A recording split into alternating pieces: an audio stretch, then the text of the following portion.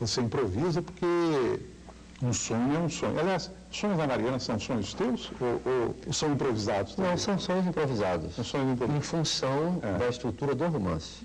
Então, se alguma coisa acontece, digamos, no capítulo 19, como eu quero dar uma visão onírica também, então eu invento o sonho da Mariana, que é um personagem de ligação.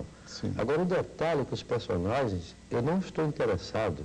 Eu não sou aquele romancista do século XIX que ia entrar na alma do personagem, desvendar os mistérios. Não tenho essa pretensão. O Freud deve ter feito isso muito bem. Então, já não faz parte do meu. Quer dizer, você não vai no recôndito da alma do personagem. De qualquer maneira, você analisa bastante as reações, as contradições. Não, sempre pela ação. Né? Sempre pela ação. Personagem meu que fica assim muito se indagando, não sei o que e tal, tem um outro que logo corta esse barato. Não estou interessado em saber que foi sua mãe quando tinha 15 anos, não estou interessado nisso. Vamos aqui e agora. Então, aquilo que a pessoa faz é aquilo que a pessoa é. O que ela pensa pode ser muito importante. Eu nunca vi uma consciência parada numa esquina com o guarda-chuva aberto. Nunca vi. Está sempre associada a alguém e esse alguém está fazendo alguma coisa. Então, o discurso não me interessa. É o caso, por exemplo, de Copacabana e Ipanema. A divisão básica que eu faço. Ipanema é discurso, Copacabana é vida. Então há todo o modismo intelectual. Você quer explicar melhor isso? Copacabana é vida. Ipanema é discurso. Ipanema é discurso. É blá blá blá, todo mundo está falando e... Não, é mais ou menos por aí, de acordo com a última revista francesa que chegou, americana, ou com a última viagem que alguém fez. Então se cria assim, quem é que está na moda? É Milan Kundera, todo mundo Milan Kundera. Como é que você colocaria, então, Novo Leblon, Barra da Tijuca? Isso é uma boa pergunta, hein?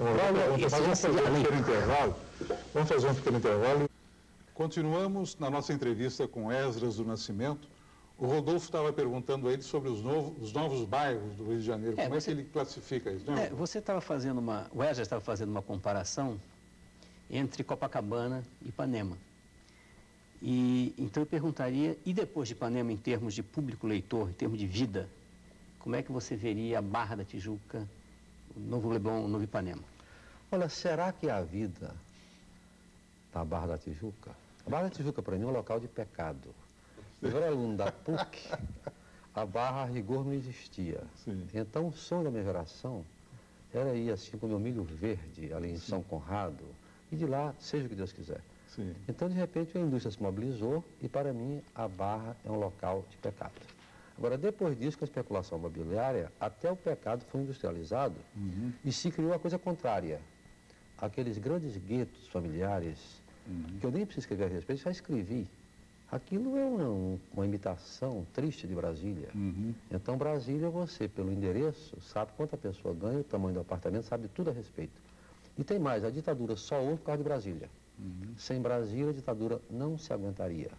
O governo no Rio não duraria um ano, por uma razão muito simples. Alguém não escolhido para ser ministro de alguma coisa. Coitado, vai para Brasília. E lá chegando, mora no lago, um negócio maravilhoso, que é o sonho da classe média, uma casa no lago. Esse coitado é ministro 24 horas por dia. O filho do ministro é filho do ministro. Ele vai para a escola com segurança, com isso, com aquilo, volta, é ministro. Aqui no Rio, muda um pouco. Se a mulher do ministro ainda for olhável, é provável que na rua alguém diga uma piada, alguém passe a mão, alguma coisa assim. Ela chega em casa ou envaidecida ou irritada. E é provável que comente para o marido. O marido, por sua vez, se bobear, ministro ou não, ao sair para o cafezinho, pode perder o seu relógio. Em Brasília isso é impossível. É impossível. Então lá do mundo desaparece. É um aquário. É um aquário. Então a Barra da Tijuca me lembra isso. Eu preferia o lado do pecado, que eu achava muito mais simpático.